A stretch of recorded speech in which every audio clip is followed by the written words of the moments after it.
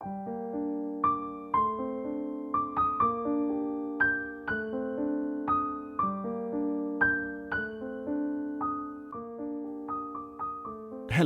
and welcome to Bitesized Audio on YouTube. I'm Simon Stanhope, actor, audiobook narrator, and curator of this channel. On the channel, I narrate classic short stories, mostly from the Victorian and Edwardian eras, including vintage ghost stories, detective stories, and other classic tales of mystery and suspense. I put notes in the video description with some background information on the authors and the stories if you'd like to read more, and you'll also find links to playlists and podcast series, as well as some compilation videos if you'd like a longer listen. If you enjoy this content, please subscribe, like, share, leave a comment if you'd like to, and thank you for listening.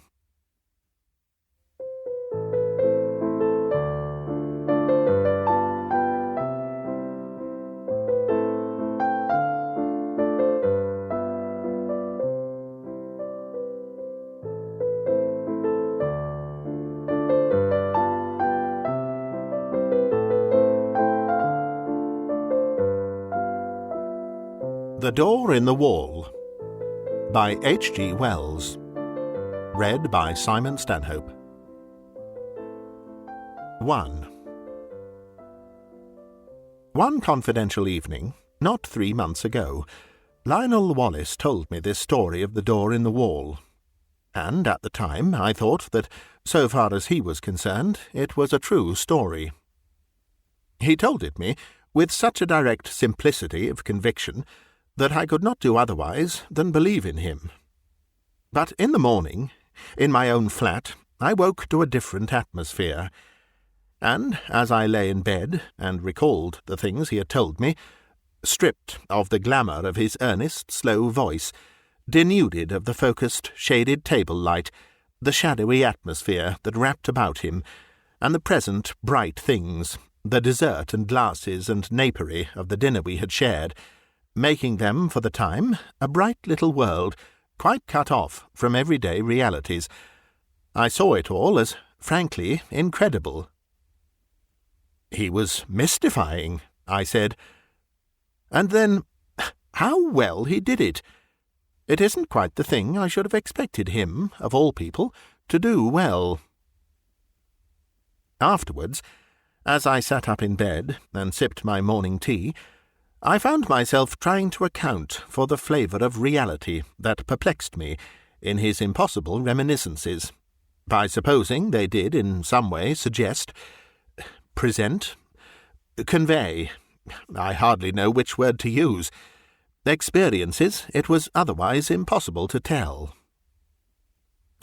Well, I don't resort to that explanation now. I have got over my intervening doubts. I believe now, as I believed at the moment of telling, that Wallace did, to the very best of his ability, strip the truth of his secret for me. But whether he himself saw, or only thought he saw, whether he himself was the possessor of an inestimable privilege, or the victim of a fantastic dream, I cannot pretend to guess. Even the facts of his death, which ended my doubts forever, throw no light on that. That much the reader must judge for himself. I forget now what chance comment or criticism of mine moved so reticent a man to confide in me. He was, I think, defending himself against an imputation of slackness and unreliability I had made in relation to a great public movement in which he had disappointed me. But he plunged suddenly. "I have," he said, "a preoccupation." "I know," he went on, after a pause that he devoted to the study of his cigar ash. "I have been negligent. The fact is, it isn't a case of ghosts or apparitions, but it's an odd thing to tell of, Redmond. I am haunted.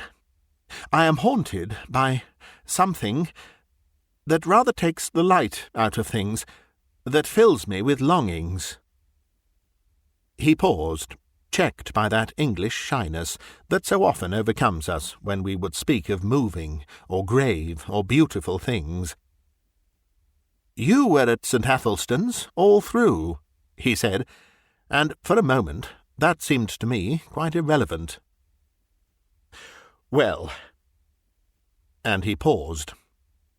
Then, very haltingly at first, but afterwards more easily, he began to tell of the thing that was hidden in his life, the haunting memory of a beauty and a happiness that filled his heart with insatiable longings, that made all the interests and spectacle of worldly life seem dull and tedious and vain to him. Now that I have the clue to it, the thing seems written visibly in his face. I have a photograph in which that look of detachment has been caught and intensified. It reminds me of what a woman once said of him, a woman who had loved him greatly. "Suddenly," she said, "the interest goes out of him. He forgets you. He doesn't care a rap for you. Under his very nose." Yet the interest was not always out of him, and when he was holding his attention to a thing, Wallace could contrive to be an extremely successful man. His career, indeed, is set with successes. He left me behind him long ago. He soared up over my head, and cut a figure in the world that I couldn't cut anyhow. He was still a year short of 40, and they say now that he would have been in office, and very probably in the new cabinet if he had lived. At school he always beat me without effort, as it were by nature. We were at school together at St. Athelstan's College, in West Kensington, for almost all our school time. He came into the school as my co-equal, but he left far above me, in a blaze of scholarships and brilliant performance. Yet I think I made a fair average running, and it was at school I heard first of the door in the wall, that I was to hear of a second time only a month before his death. To him, at least, the door in the wall was a real door leading through a real wall, to immortal realities. Of that I am now quite assured. And it came into his life early, when he was a little fellow, between 5 and 6. I remember how, as he sat making his confession to me with a slow gravity, he reasoned and reckoned the date of it. "There was," he said, "a crimson Virginia creeper in it, all one bright uniform crimson, in a clear amber sunshine, against a white wall. That came into the impression somehow, though I don't clearly remember how, and there were horse-chestnut leaves up on the clean pavement outside the green door. They were blotched yellow and green, you know, not brown nor dirty, so that they must have been new-fallen. I take it that means October. I look out for horse-chestnut leaves every year, and I ought to know. If I'm right in that, I was about 5 years and 4 months old." He was, he said, rather a precocious little boy.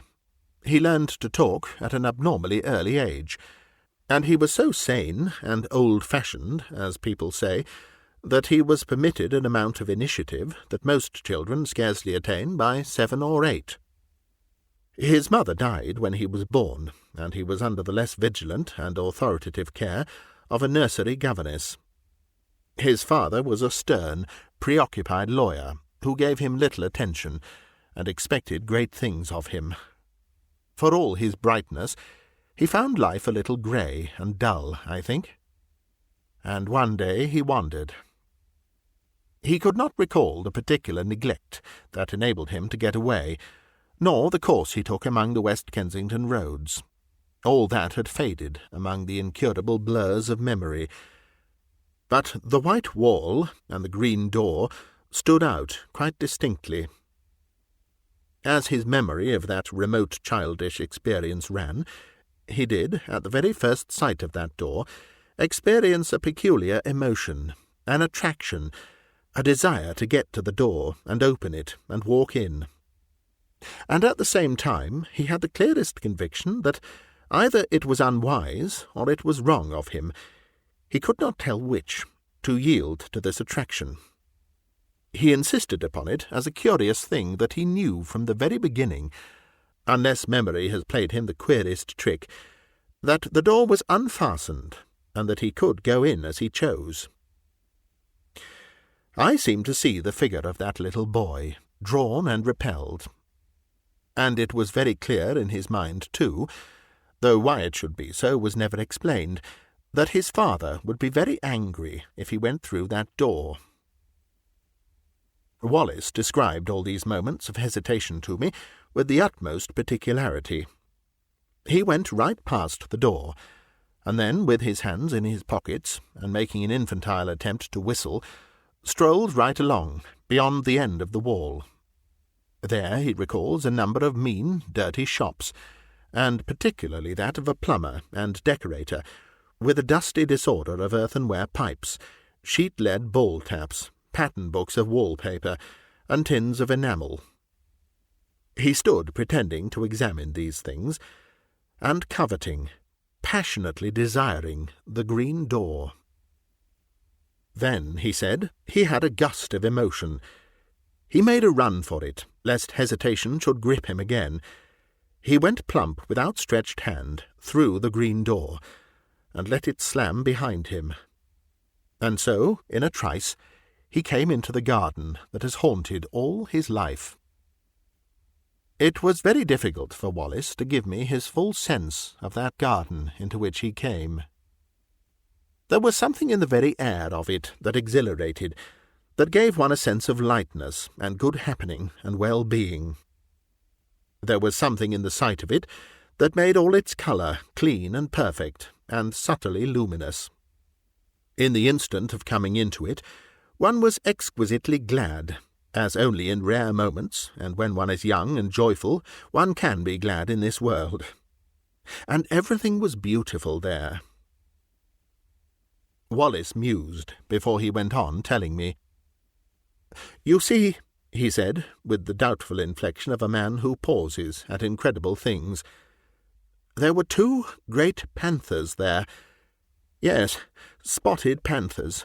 And I was not afraid. There was a long wide path, with marble-edged flower borders on either side, and these 2 huge, velvety beasts were playing there with a ball. One looked up and came towards me, a little curious, as it seemed. It came right up to me, rubbed its soft round ear very gently against the small hand I held out, and purred. It was, I tell you, an enchanted garden. I know. And the size? Oh, it stretched far and wide, this way and that. I believe there were hills far away. Heaven knows where West Kensington had suddenly got to, and somehow it was just like coming home. You know, in the very moment the door swung to behind me, I forgot the road with its fallen chestnut leaves, its cabs and tradesmen's carts. I forgot the sort of gravitational pull back to the discipline and obedience of home. I forgot all hesitations and fear, forgot discretion, forgot all the intimate realities of this life. I became, in a moment, a very glad and wonder-happy little boy, in another world. It was a world with a different quality, a warmer, more penetrating and mellower light, with a faint, clear gladness in its air, and wisps of sun-touched cloud in the blueness of its sky.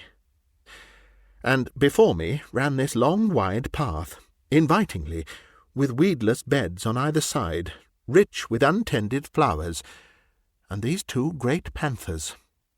I put my little hands fearlessly on their soft fur, and caressed their round ears and the sensitive corners under their ears, and played with them, and it was as though they welcomed me home. There was a keen sense of homecoming in my mind, and when presently a tall, fair girl appeared in the pathway, and came to meet me, smiling, and said, "Well," to me, and lifted me, and kissed me, and put me down, and led me by the hand, there was no amazement, but only an impression of delightful rightness, of being reminded of happy things that had in some strange way been overlooked. There were broad steps, I remember, that came into view between spikes of delphinium, and up these we went to a great avenue between very old and shady dark trees.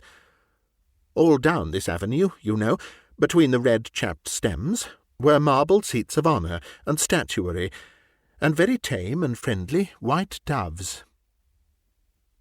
And along this avenue my girl-friend led me, looking down. I recall the pleasant lines, the finely modelled chin of her sweet, kind face, asking me questions in a soft, agreeable voice, and telling me things, pleasant things, I know, though what they were I was never able to recall. And presently a little capuchin monkey, very clean, with a fur of ruddy brown, and kindly hazel eyes, came down a tree to us, and ran beside me, looking up at me and grinning, and presently leapt to my shoulder. So we went on our way in great happiness. He paused. "Go on," I said. "I remember little things. We passed an old man musing among laurels, I remember, and a place gay with parakeets, and came through a broad, shaded colonnade to a spacious, cool palace, full of pleasant fountains, full of beautiful things, full of the quality and promise of heart's desire. And there were many things, and many people, some that still seem to stand out clearly, and some that are a little vague, but all these people were beautiful and kind. In some way, I don't know how, it was conveyed to me that they all were kind to me, glad to have me there, and filling me with gladness by their gestures, by the touch of their hands, by the welcome and love in their eyes. Yes." He mused for a while. "Playmates I found there. That was very much to me, because I was a lonely little boy. They played delightful games in a grass-covered court, where there was a sundial set about with flowers, and as one played, one loved. But it's odd. There's a gap in my memory. I don't remember the games we played. I never remembered. Afterwards, as a child, I spent long hours trying, even with tears, to recall the form of that happiness. I wanted to play it all over again, in my nursery, by myself. No, all I remember is the happiness, and 2 dear playfellows who were most with me. Then, presently, came a sombre, dark woman, with a grave, pale face and dreamy eyes. A sombre woman, wearing a soft, long robe of pale purple, who carried a book and beckoned and took me aside with her into a gallery above a hall, though my playmates were loath to have me go, and ceased their game and stood watching as I was carried away. "Come back to us," they cried. "Come back to us soon." I looked up at her face, but she heeded them not at all. Her face was very gentle and grave. She took me to a seat in the gallery, and I stood beside her, ready to look at her book as she opened it upon her knee. The pages fell open. She pointed, and I looked, marvelling, for in the living pages of that book I saw myself. It was a story about myself, and in it were all the things that had happened to me since ever I was born. It was wonderful to me, because the pages of that book were not pictures, you understand, but realities. Wallace paused gravely, looked at me doubtfully. "Go on," I said. "I understand." They were realities. Yes, they must have been. People moved, and things came and went in them. My dear mother, whom I had near forgotten. Then my father, stern and upright, the servants, the nursery, all the familiar things of home. Then the front door and the busy streets, with traffic to and fro. I looked and marvelled, and looked half doubtfully again into the woman's face, and turned the pages over, skipping this and that, to see more of this book, and more. And so, at last, I came to myself, hovering and hesitating, outside the green door in the long white wall, and felt again the conflict and the fear. "And next?" I cried, and would have turned on, but the cool hand of the grave woman delayed me. "Next?" I insisted, and struggled gently with her hand, pulling up her fingers with all my childish strength, and as she yielded, and the page came over, she bent down upon me like a shadow, and kissed my brow. But the page did not show the enchanted garden, nor the panthers, nor the girl who had led me by the hand, nor the playfellows who had been so loath to let me go. It showed a long grey street in West Kensington, on that chill hour of afternoon before the lamps are lit, and I was there, a wretched little figure, weeping aloud, for all that I could do to restrain myself, and I was weeping because I could not return to my dear playfellows, who had called after me, "Come back to us! Come back to us soon!" I was there. This was no page in a book, but harsh reality.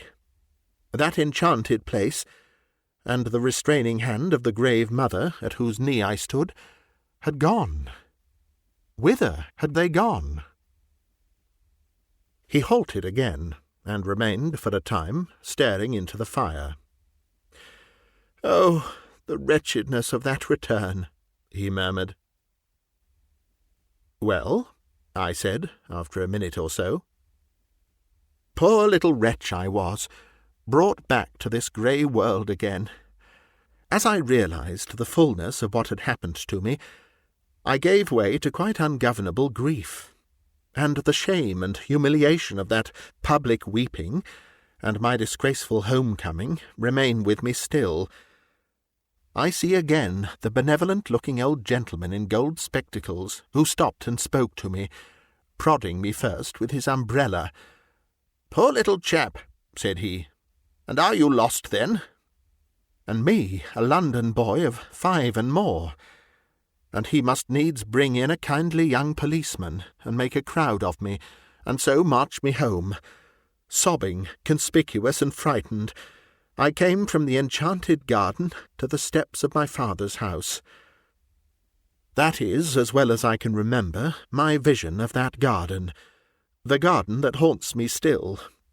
Of course, I can convey nothing of that indescribable quality of translucent unreality, that difference from the common things of experience that hung about it all. But that is what happened. If it was a dream, I am sure it was a daytime and altogether extraordinary dream. Naturally there followed a terrible questioning, by my aunt, my father, the nurse, the governess, everyone. I tried to tell them, and my father gave me my first thrashing for telling lies. When afterwards I tried to tell my aunt, she punished me again for my wicked persistence. Then, as I said, everyone was forbidden to listen to me, to hear a word about it. Even my fairy-tale books were taken away from me for a time, because I was too imaginative. Yes, they did that. My father belonged to the old school, and my story was driven back upon myself. I whispered it to my pillow that was often damp and salt to my whispering lips with childish tears. And I always added to my official and less fervent prayers this one heartfelt request: "Please God, I may dream of the garden. Oh, take me back to my garden. Take me back to my garden." I dreamt often of the garden. I may have added to it, I may have changed it, I do not know. All this, you understand, is an attempt to reconstruct, from fragmentary memories, a very early experience. Between that and the other consecutive memories of my boyhood, there is a gulf. A time came when it seemed impossible I should ever speak of that wonder glimpse again. I asked an obvious question. "No," he said. I don't remember that I ever attempted to find my way back to the garden in those early years.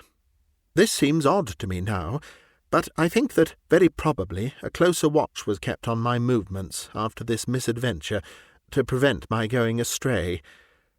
No, it wasn't until you knew me that I tried for the garden again, and I believe there was a period, incredible as it seems now, when I forgot the garden altogether. When I was about 8 or 9, it may have been. Do you remember me as a kid at St. Athelstan's? Rather.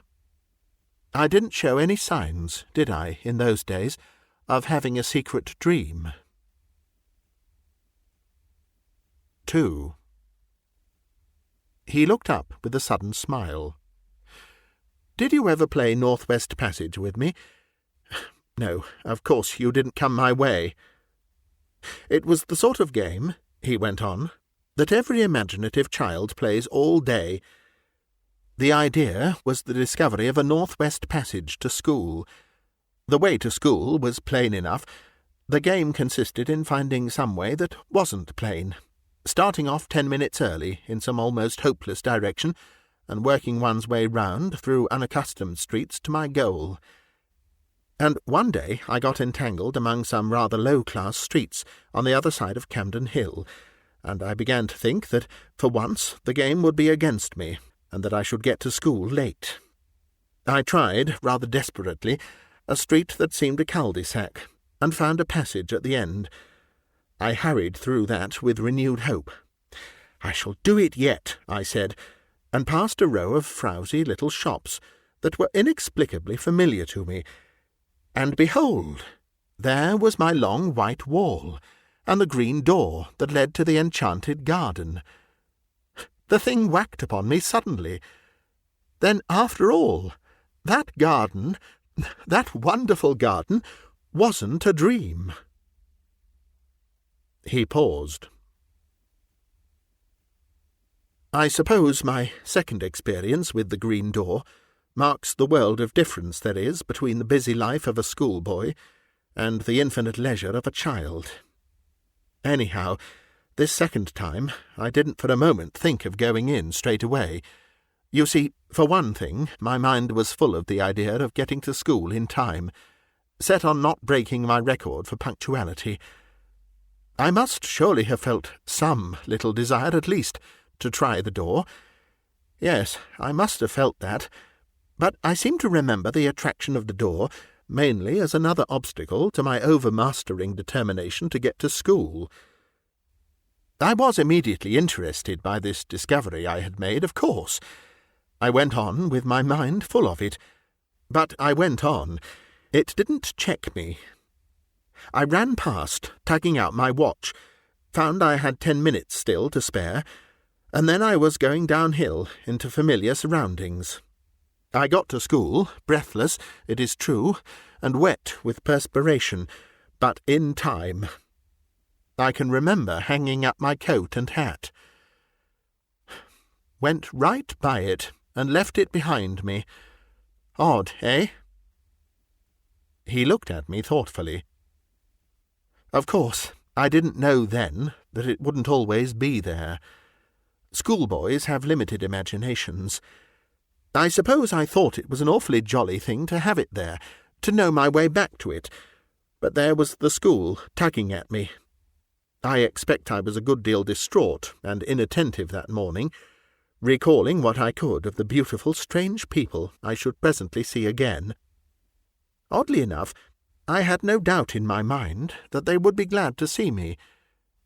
Yes, I must have thought of the garden that morning, just as a jolly sort of place to which one might resort in the interludes of a strenuous scholastic career. I didn't go that day at all. The next day was a half-holiday, and that may have weighed with me. Perhaps, too, my state of inattention brought down impositions upon me, and docked the margin of time necessary for the detour. I don't know. What I do know is that in the meantime the enchanted garden was so much upon my mind that I could not keep it to myself. I told, what was his name, a ferrety-looking youngster we used to call Squiff. "Young Hopkins," said I. Hopkins it was. I did not like telling him. I had a feeling that in some way it was against the rules to tell him, but I did. He was walking part of the way home with me. He was talkative, and if we had not talked about the enchanted garden, we should have talked of something else, and it was intolerable to me to think about any other subject. So I blabbed. Well, he told my secret. The next day, in the play interval, I found myself surrounded by 6 bigger boys, half teasing and wholly curious to hear more of the enchanted garden. There was that big Fawcett, you remember him, and Carnaby and Morley Reynolds. You weren't there by any chance? No, I think I should have remembered if you were. A boy is a creature of odd feelings. I really believe, in spite of my secret self-disgust, a little flattered to have the attention of these big fellows. I remember particularly a moment of pleasure caused by the praise of Crawshaw. You remember Crawshaw, Major, the son of Crawshaw the composer, who said it was the best lie he had ever heard. But at the same time there was a really painful undertow of shame at telling what I felt was indeed a sacred secret. That beast Fawcett made a joke about the girl in green. Wallace's voice sank with the keen memory of that shame. I pretended not to hear, he said. Well, then Carnaby suddenly called me a young liar, and disputed with me when I said the thing was true. I said I knew where to find the green door, could lead them all there in 10 minutes. Carnaby became outrageously virtuous, and said I'd have to, and bear out my words, or suffer. Did you ever have Carnaby twist your arm? Then perhaps you'll understand how it went with me. I swore my story was true. There was nobody in the school then to save a chap from Carnaby, though Crawshaw put in a word or so. Carnaby had got his game. I grew excited and red-eared, and a little frightened. I behaved altogether like a silly little chap, and the outcome of it all was that instead of starting alone for my enchanted garden, I led the way presently, cheeks flushed, ears hot, eyes smarting, and my soul one burning misery and shame, for a party of 6 mocking, curious, and threatening schoolfellows. We never found the white wall and the green door. You mean? I mean, I couldn't find it. I would have found it if I could. And afterwards, when I could go alone, I couldn't find it. I never found it. I seem now to have been always looking for it through my schoolboy days, but I've never come upon it again. Did the fellows make it disagreeable? Beastly. Carnaby held a council over me for wanton lying.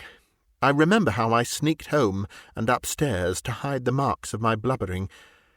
But when I cried myself to sleep at last, it wasn't for Carnaby, but for the garden, for the beautiful afternoon I had hoped for the sweet, friendly women, and the waiting playfellows, and the game I had hoped to learn again, that beautiful, forgotten game. I believed firmly that if I had not told... I had bad times after that, crying at night, and wool-gathering by day. For 2 terms I slackened, and had bad reports. Do you remember? Of course you would. It was you, your beating me in mathematics, that brought me back to the grind again. 3. For a time my friend stared silently into the red heart of the fire. Then he said, I never saw it again until I was 17.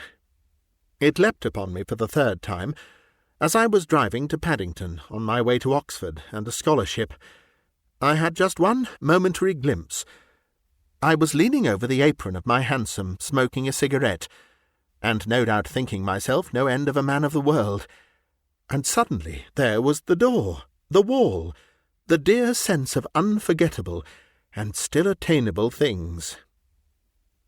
We clattered by, I too taken by surprise to stop my cab until we were well past and round a corner. Then I had a queer moment, a double and divergent moment of my will. I tapped the little door in the roof of the cab, and brought my arm down to pull out my watch. "Yes, sir," said the cabman, smartly. Well, it's nothing," I cried. "My mistake. We haven't much time. Go on." And he went on. I got my scholarship, and the night after I was told of that, I sat over my fire in my little upper room, my study in my father's house, with his praise, his rare praise, and his sound counsels ringing in my ears, and I smoked my favourite pipe, the formidable bulldog of adolescence, and thought of that door in the long white wall. If I had stopped, I thought, I should have missed my scholarship. I should have missed Oxford, muddled all the fine career before me. I begin to see things better. I fell musing deeply, but I did not doubt then this career of mine was a thing that merited sacrifice. Those dear friends and that clear atmosphere seemed very sweet to me, very fine, but remote. My grip was fixing now upon the world. I saw another door opening, the door of my career. He stared again into the fire. Its red lights picked out a stubborn strength in his face for just one flickering moment, and then it vanished again. "Well," he said, and sighed, "I have served that career. I have done much work, much hard work. But I have dreamt of the enchanted garden 1,000 dreams, and seen its door, or at least glimpsed its door, 4 times since then. Yes, 4 times. For a while this world was so bright and interesting, seemed so full of meaning and opportunity, that the half-effaced charm of the garden was, by comparison, gentle and remote. Who wants to pat panthers on the way to dinner with pretty women and distinguished men? I came down to London from Oxford, a man of bold promise, that I have done something to redeem. Something. And yet there have been disappointments. Twice I have been in love. I will not dwell on that. But once, as I went to someone who, I know, doubted whether I dared to come, I took a short-cut at a venture through an unfrequented road near Earl's Court, and so happened on a white wall and a familiar green door. "Odd," said I to myself, "but I thought this place was on Camden Hill. It's the place I never could find, somehow. Like counting Stonehenge, the place of that queer daydream of mine." And I went by it, intent upon my purpose. It had no appeal to me that afternoon. I had just a moment's impulse to try the door. 3 steps aside were needed at the most, though I was sure enough in my heart that it would open to me, and then I thought that doing so might delay me on the way to that appointment in which I thought my honour was involved. Afterwards I was sorry for my punctuality. I might at least have peeped in, I thought, and waved a hand to those panthers, but I knew enough by this time not to seek again belatedly that which is not found by seeking. Yes, that time made me very sorry. Years of hard work after that, and never a sight of the door. It's only recently it has come back to me. With it has come a sense as though some thin tarnish had spread itself over my world. I began to think of it as a sorrowful and bitter thing that I should never see that door again. Perhaps I was suffering a little from overwork. Perhaps it was what I've heard spoken of as the feeling of 40. I don't know, but certainly the keen brightness that makes effort easy has gone out of things recently, and that just at a time with all these new political developments, when I ought to be working. Odd, isn't it? But I do begin to find life toilsome, its rewards, as I come near them, cheap. I began a little while ago to want the garden quite badly. Yes, and I've seen it 3 times. The garden? No, the door, and I haven't gone in." He leaned over the table to me, with an enormous sorrow in his voice, as he spoke. "Thrice I have had my chance. Thrice. If ever that door offers itself to me again, I swore, I will go in, out of this dust and heat, out of this dry glitter of vanity, out of these toilsome futilities. I will go and never return. This time I will stay. I swore it, and when the time came, I didn't go. 3 times in 1 year have I passed that door and failed to enter. 3 times in the last year. The first time was on the night of the snatch division on the Tenants' Redemption Bill, on which the government was saved by a majority of 3. You remember? No one on our side, perhaps very few on the opposite side, expected the end that night. Then the debate collapsed like eggshells. I and Hotchkiss were dining with his cousin at Brentford. We were both unpaired, and we were called up by telephone and set off at once in his cousin's motor. We got in barely in time, and on the way we passed my wall and door, livid in the moonlight, blotched with hot yellow as the glare of our lamps lit it, but unmistakable. "My God!" cried I. "What?" said Hotchkiss. "Nothing," I answered, and the moment passed. "I've made a great sacrifice," I told the whip as I got in. "They all have," he said, and hurried by. I do not see how I could have done otherwise then, and the next occasion was as I rushed to my father's bedside to bid that stern old man farewell. Then, too, the claims of life were imperative. But the third time was different. It happened a week ago. It fills me with hot remorse to recall it. I was with Gurker and Ralphs. It's no secret now, you know, that I've had my talk with Gurker. We had been dining at Frobisher's, and the talk had become intimate between us. The question of my place in the reconstructed ministry lay always just over the boundary of the discussion. Yes, that's all settled. It needn't be talked about yet, but there's no reason to keep a secret from you. Yes, thanks. But let me tell you my story. Then, on that night, things were very much in the air. My position was a very delicate one.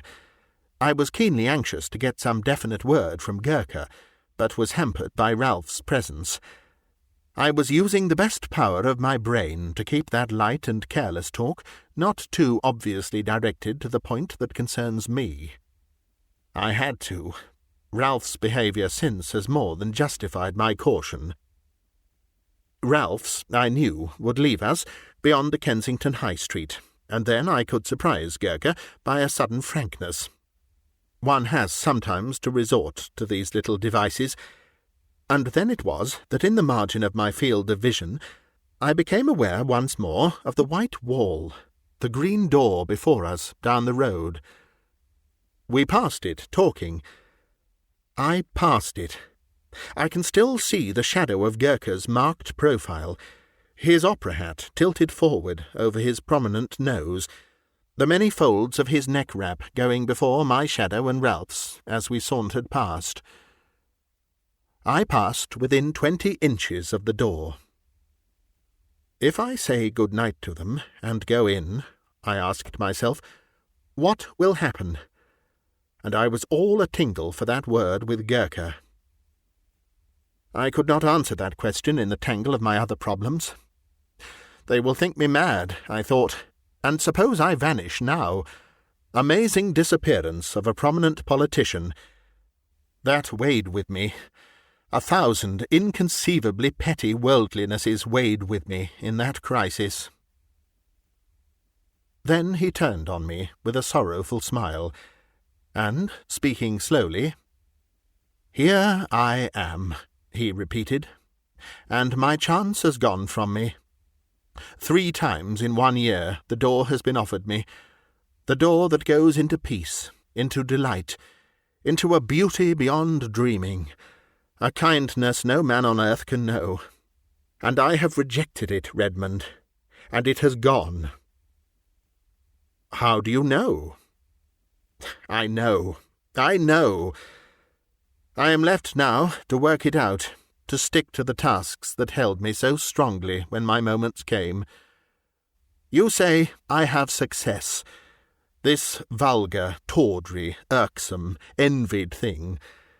I have it. He had a walnut in his big hand. "If that was my success," he said, and crushed it, and held it out for me to see. "Let me tell you something, Redmond. This loss is destroying me. For 2 months, for 10 weeks, nearly, now, I have done no work at all, except the most necessary and urgent duties. My soul is full of inappeasable regrets. At nights, when it is less likely I shall be recognized, I go out. I wander. Yes, I wonder what people would think of that if they knew. A cabinet minister, the responsible head of that most vital of all departments, wandering alone, grieving, sometimes near audibly lamenting, for a door, for a garden." 4. I can see now his rather pallid face, and the unfamiliar, sombre fire that had come into his eyes. I see him very vividly tonight. I sit recalling his words, his tones, and last evening's Westminster Gazette still lies on my sofa, containing the notice of his death. At lunch today, the club was busy with him and the strange riddle of his fate. They found his body very early yesterday morning in a deep excavation near East Kensington Station. It is one of 2 shafts that have been made in connection with an extension of the railway southward. It is protected from the intrusion of the public by a hoarding upon the high road, in which a small doorway has been cut for the convenience of some of the workmen who live in that direction. The doorway was left unfastened through a misunderstanding between 2 gangers, and through it he made his way. My mind is darkened with questions and riddles. It would seem he walked all the way from the house that night. He has frequently walked home during the past session, and so it is I figure his dark form coming along the late and empty streets, wrapped up, intent. And then, did the pale electric lights near the station cheat the rough planking into a semblance of white? Did that fatal unfastened door awaken some memory? Was there, after all, ever any green door in the wall at all? I do not know. I have told his story as he told it to me. There are times when I believe that Wallace was no more than the victim of the coincidence between a rare but not unprecedented type of hallucination and a careless trap. But that, indeed, is not my profoundest belief. You may think me superstitious, if you will, and foolish, but, indeed, I am more than half convinced that he had, in truth, an abnormal gift, and a sense, something, I know not what, that in the guise of wall and door offered him an outlet, a secret and peculiar passage of escape into another and altogether more beautiful world. At any rate, you will say, it betrayed him in the end. But did it betray him? There you touch the inmost mystery of these dreamers, these men of vision and the imagination. We see our world fair and common, the hoarding and the pit. By our daylight standard, he walked out of security into darkness, danger, and death. But did he see like that?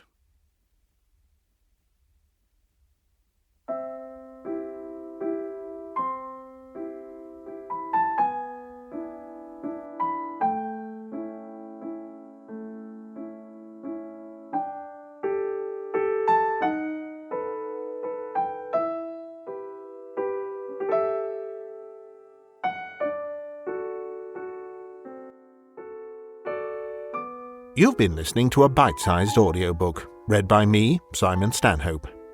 If you enjoy these stories and would like to help me to keep producing new content, you can find links in the video description to my Patreon page or to buy me a coffee. Another way to support me is through my Bandcamp page, bitesizedaudio.bandcamp.com, where you can hear my narrations of many more classic short stories, as well as purchase and download them to keep. This recording is copyright Bitesized Audio 2025. Thank you for listening.